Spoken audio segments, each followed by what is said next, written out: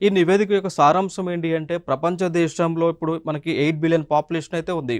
ఆ 8 బిలియన్ పాపులేషన్‌లో దాదాపు 1 billion population పిల్లలే ఉన్నారంట. అర్థమైందా? ఇప్పుడు వాళ్ళేం చెప్తా ఉన్నారు 8 బిలియన్ పాపులేషన్ ఉంది అండి మన ప్రపంచంలో. దానిలో అబౌట్ 1 బిలియన్ పాపులేషన్ మేర పిల్లలు. ఏం జరుగుతా ఉంది?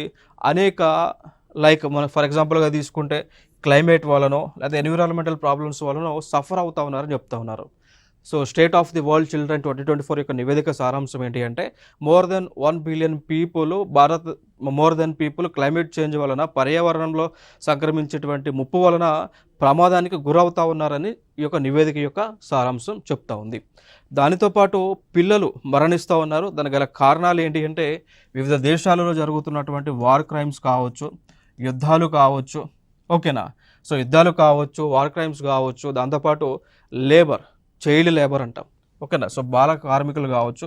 ఈ బాల కార్మికులు అనేటువంటి వారు వివిధ ప్రొహిబిటెడ్ ఇండస్ట్రీస్లో పని చేస్తున్నటువంటి సందర్భాన మరణాలు కూడా సంభవిస్తున్నాయి అనేటువంటి సారాంశాన్ని ఈ నివేదికలో పొందుపరచడం జరిగింది అండి.